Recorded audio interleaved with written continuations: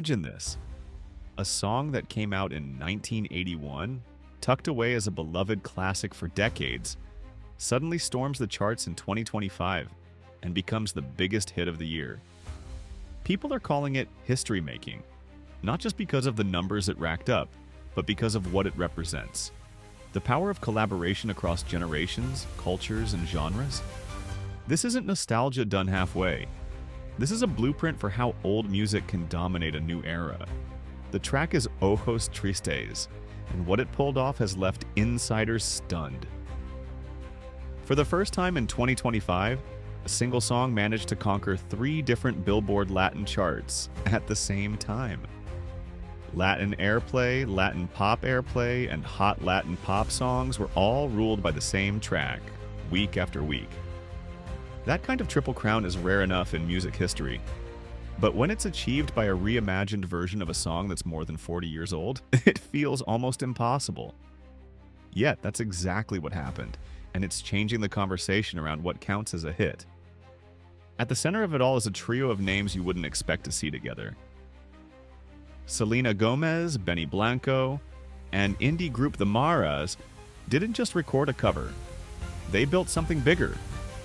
Selena brought her global reach and her uncanny ability to move seamlessly between English and Spanish markets. Benny delivered the polish of a veteran producer who's crafted more than a few chart toppers of his own. And the Maras added the bilingual artistry and indie pop sensibility that gave the project authenticity. Together, they created a song that didn't just sound good, it felt inevitable. Fans responded in droves. Older listeners who grew up with the haunting melody of Jeanette's original heard something familiar enough to stir memories but fresh enough to keep them hooked. Younger fans, used to slick streaming-era production, found themselves caught up in the emotion of a song that didn't sound like every other track on their playlist. The combination of old and new, comfort and innovation made Ojos Tristes something that crossed not just borders, but generations. And once the ball started rolling, the industry couldn't ignore it. Radio programmers gave the track heavy rotation, and the data told the story. Audience impressions climbed by double digits in a single week, topping 9 million listeners on Latin stations across the United States. Instead of peaking fast and burning out, the song kept growing. Its presence stretched across formats and demographics, proof that it wasn't just another quick chart-topping single. It was a movement. Analysts began pointing out that in a year where Shakira, Karol G, Rauw Alejandro, and others had their moments, none of them managed what this throwback revival pulled off. What's even more fascinating is how carefully this collaboration was built. It wasn't just 3 artists meeting in a studio and laying down vocals. It was compromise, respect, and strategy. Selena had to honor her fanbase's expectations while pushing into deeper Latin territory. Benny had to modernize the track without stripping away its soul.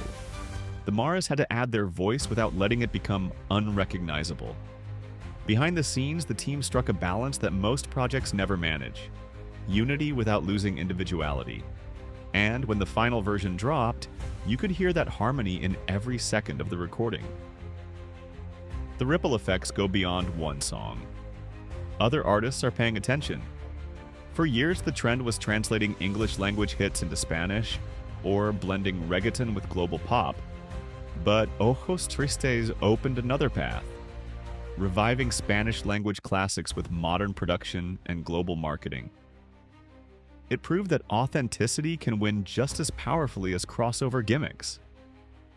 Already, whispers are spreading about other musicians looking through the archives, wondering which forgotten gems might be reborn next. All of this points to a bigger truth about why the track resonated. People today don't just want disposable hits. They want songs that feel like they matter. Songs that carry emotional weight while still fitting into the playlist of 2025.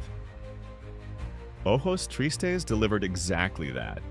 It reminded older listeners of the power of melody, while showing younger audiences that a song with history could still sound brand new.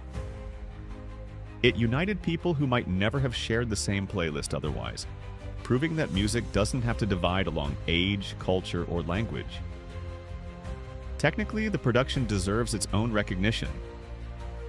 Benny Blanco kept the recognizable melody lines intact, but layered in new rhythms and instrumentation that clicked with today's algorithms.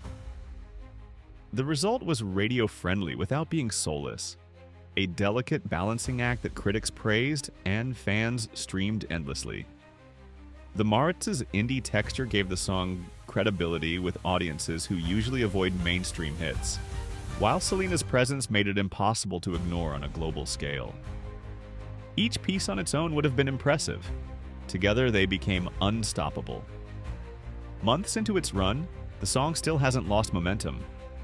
Instead of collapsing after a brief surge, it stayed strong across multiple charts, outlasting competitors that looked unbeatable on release week. That kind of longevity is almost unheard of in today's music climate, where attention spans are short and trends move fast. Analysts point to the emotional pull of nostalgia, the strength of the collaboration, and the careful marketing strategy. But for listeners, the explanation is much simpler. It just feels good. And maybe that's the real lesson. Great music has no expiration date. When handled with care, vision, and the right partnerships, a classic can be reborn as something timeless all over again. Ojos Tristes didn't just rewrite chart history in 2025. It reminded the world that the past and the present can come together to create the future. The only question left is which forgotten song will be next to take over the world.